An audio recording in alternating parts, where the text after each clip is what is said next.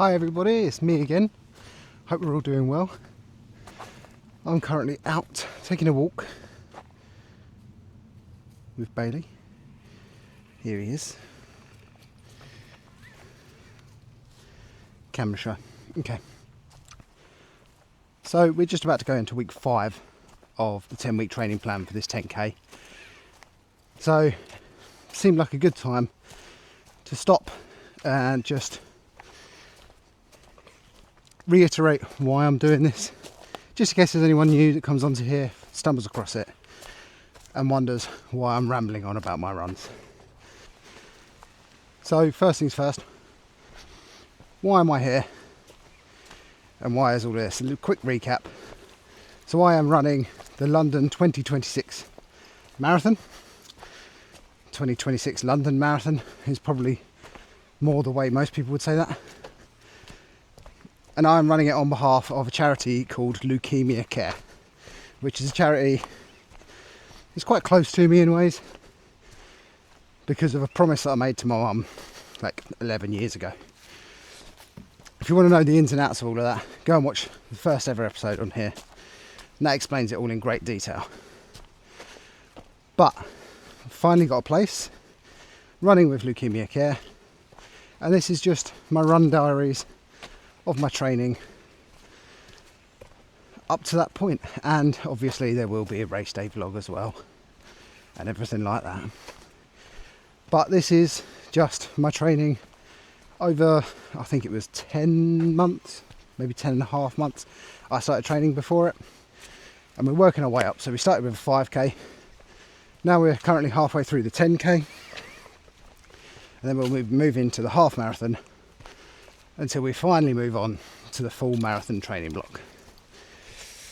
Now, I've had a lot of people asking me, how does it actually work? Because I'm running in a charity place.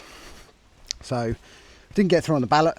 The ballot is just, you put your name in, you get picked, you pay your registration and entry fee, and you run. Simple as. Charity spaces are slightly different because charities have to pay for the places in London Marathon. So you apply to some charities, tell them why you want to do it, and then they choose to accept you or not. But on the proviso that you raise a minimum amount for that charity. So for Leukemia Care, that is, I need to raise £2,300 before the London Marathon, and I've told them that they will get at least that amount of money for me to have that place and to run it. So that's where fundraising comes in, and sponsors to raise as much as possible, which if you'd like to sponsor me for any of this, right now there will be a little QR code on the screen. If you scan that with your phone, that'll take you through to my Just Giving page, or there will be a link to the Just Giving page in the description of the video if you'd rather do it that way. So what happens if I don't hit that target is essentially I've got to top it up. So I have to meet that target to be allowed to run the marathon for them, which is fine, that's not a problem. But they've given me like milestones all the way through. So I think my first milestone is November time, where I've got to raise £500.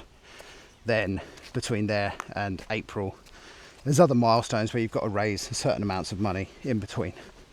So that's where fundraising is huge for it. And I've got to start thinking about ways that I'm going to start fundraising. So any helpful hints, tips or ideas, please let me know. But we're doing well so far. We've already raised, I think it's £427. So massive thank you to everyone that's donated and sponsored me so far. I can't say thank you enough to all of you. It's amazing. So that's a quick update as to why I'm here, and hopefully that answers questions as to what a charity place means. Yeah, it might be hard raising that money, but one way or another it'll be fine, because the end goal is we've run the marathon and we've raised a lot of money for a charity that does amazing things. and helps many people. Okay, so back to the training then. So as I say, we are halfway through the 10k training plan and it's going well. It's going very well. I think I've got the runs based into a schedule. Quick spin so the dog doesn't tie me up. Yeah, I think I've got the runs into a schedule quite well. They're fitting in, I'm getting them done. The S&C, the strength part of it in the gym, hasn't exactly happened just yet. I've done a couple of sessions here and there, but really I should be in there twice a week. One upper, one lower. It's just not happening, so that's something that I do definitely need to work on. But luckily, built into this training session for the 10k, we are entering into what they call a deload week. So that is essentially you run a little bit less. It's not as fast or as intense as what you have been running at. So it's a chance to allow your body, your legs, your lungs, everything just to recover a little bit. Keep moving, keep running, but just take it easy, and then you can come back harder the next week and finish off the training block. So that's all that means. So quite looking forward to that, to be honest. So it's still 3 runs in the week, but they are a lot shorter. So rather than being 10, 11k, we're looking at 6, 7. So they're a lot shorter, a lot easier. The intense speed session in the middle, I can choose not to do it and just take it as another easy run. But it's not hills, it's not reps, it's just a tempo, all out run, which I think I am going to try, because I'm kind of looking forward to that. It's a 5k tempo, not even tempo, it's a 5k all out time trial, which I'm going to give it a go. So that'll be on Thursday, so looking forward to it. Not that way, come on, come on.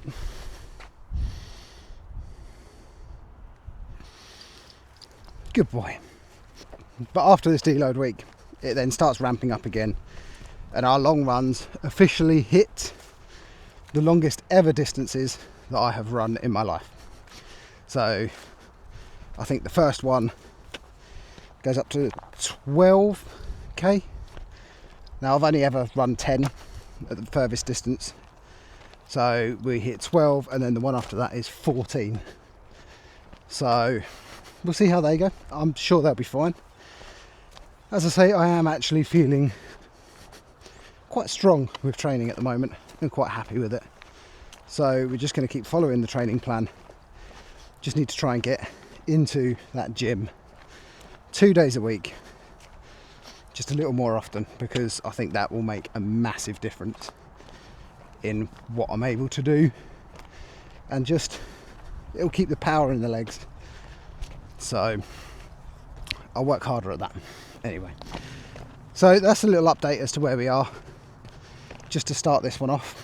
So anyone new here, feel free to like, subscribe, follow along on this journey. A lot of it is just me plodding around, having a chat with you guys and updating you on how I am. They're essentially my run diaries for my road to London. So I'll see you on the first run on Tuesday, which is an easy run. I might not film that one, depends how I feel, because that one will be close to home. You've seen them routes time and time again. It'll be nothing different. So unless I've got something major to tell you, I probably won't film Tuesday. So I will then see you again on Thursday for our time trial, our 5k time trial. So I say so a lot, don't I? I need to change that. Anyway, so I will see you Thursday.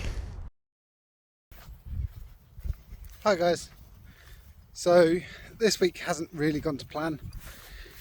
Unfortunately, there's no actual running from this week, as I didn't film Tuesday, the easy run, because it was just exactly the same as what you've always seen, just a slow, easy run. With the other video, or with the other part of the video that explains everything and a bit of a catch up, I didn't feel like we needed to on the run, so I missed filming that one. And then Thursday just felt really rough and tired, so I put it off till Friday.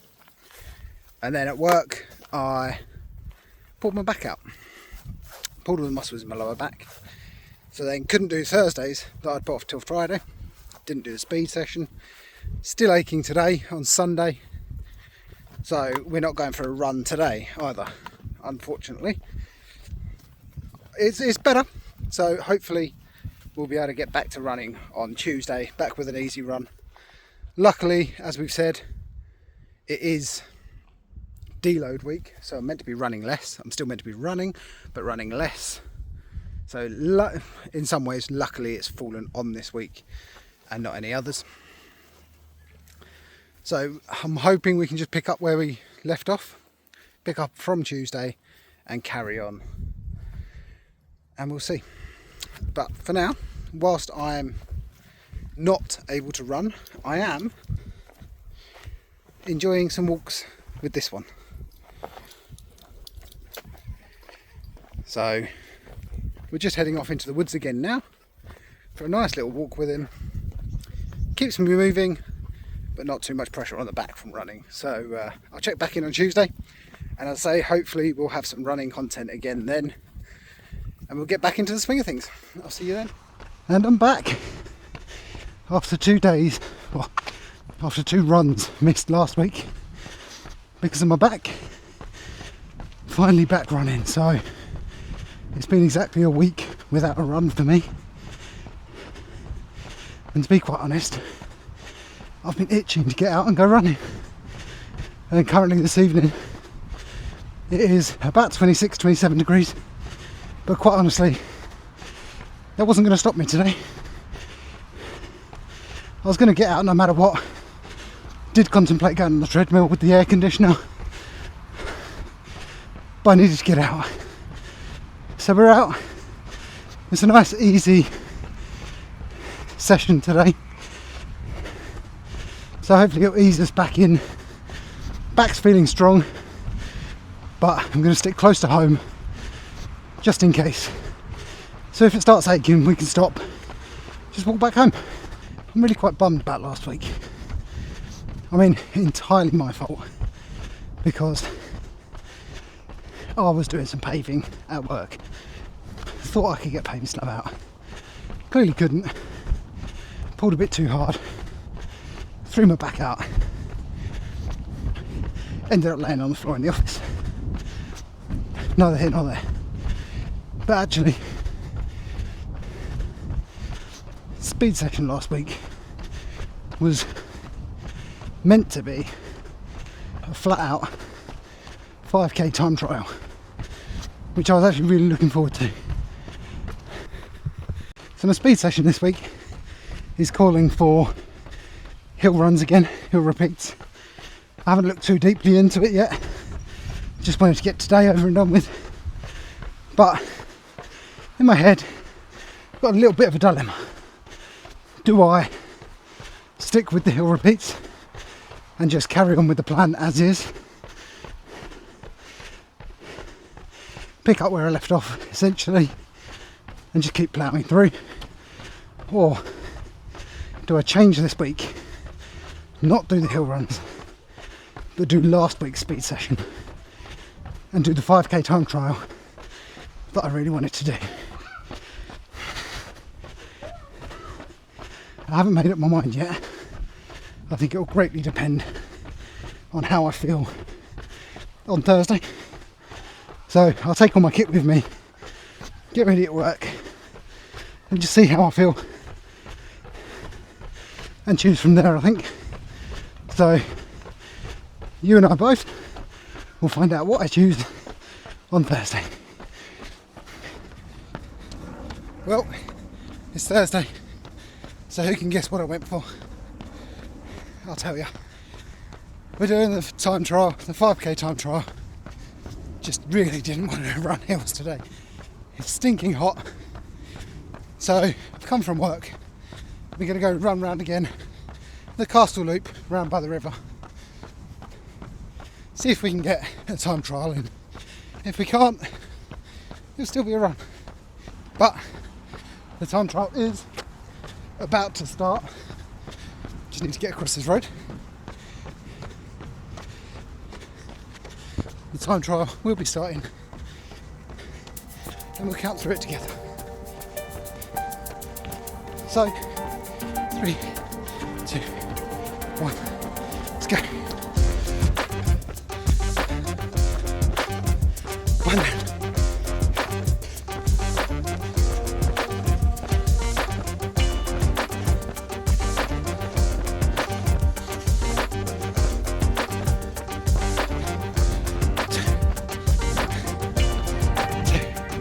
3 to go.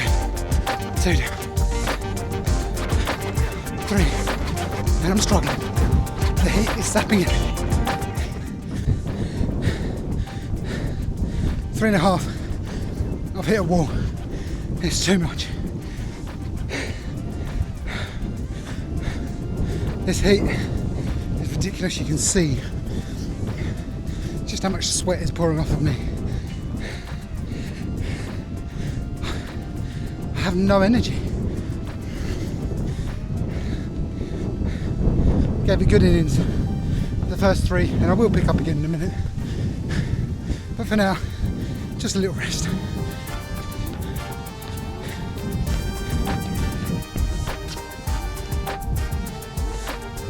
That's 4. 1 left in this time trial. It's painful. Absolutely painful. We'll get the distance done.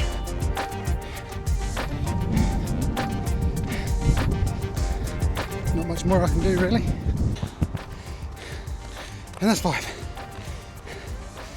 5 in about 27 minutes. Considering there's some walking in that. Might not be a PB on a time trial, but I call that a win. So that was it. That was our time trial attempt. Time trials are meant to be about going as fast as you can on the day for a select distance. And I think the amount of sweat that is pouring off of me now, I gave it everything I had. Might not have been a PB. I only lost out by 1 minute, so that's good. However, it's at times like these that I'm reminded of the great words from Andy Badley, ex-Olympian and presenter and owner of the Running Channel.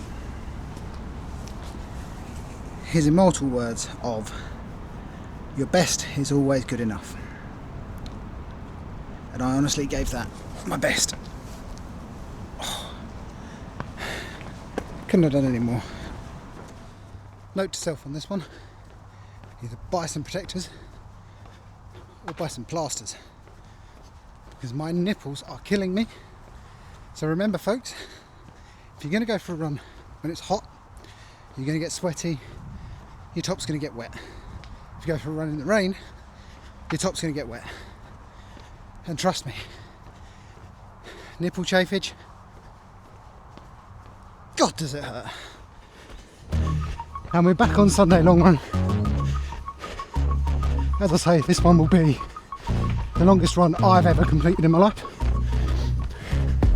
It's only an extra 2k, but for some reason it's got me feeling really nervous. Can't explain it. I'm genuinely quite nervous of just 2k at the end. It's odd, but I did have my training vest turn up from Leukemia Care, so I thought I'd give that a try today. Don't wear vests, hence the t-shirt underneath. But why not represent whilst we're running? Well, that's 2k down. So we've only got 10 to go. I know I can do 10. So we're on the home straight. Kind of. So I'm just going up on the 6k mark So halfway, feeling quite strong. Luckily, we've come down to the same river that I got my 10k PB on a couple of weeks back. Now, today's not about getting a PB at all. Today is literally about covering the distance. But it helps. It's mostly flat. It's quite shady. It's just quite a picturesque, nice run. So we're back here. As I say, we're all of about 100 metres out from halfway, which is where I'll turn around and head straight back where we come from. So I'll check back in with you at the 10k mark and see how we're feeling there for the last two. See you then. That's it, 10k. So every step now is the furthest I've actually ever run. I'm feeling quite strong. And that makes 11. One to go. One to go. That's it. We've done it. 12k. Felt strong. Finished strong. You can't see me at all. I'm just a shadow, aren't you? Aren't I? Anyway. Felt strong. I've got 14 next week, which I think we could do. I need a drink, and I think I need a rest. But we've done it. I've done it. The furthest run ever, and felt strong. So, that's the end of this one. Finish on a high again, and I'll see you in 2 weeks' time for the next update. Don't forget to sponsor.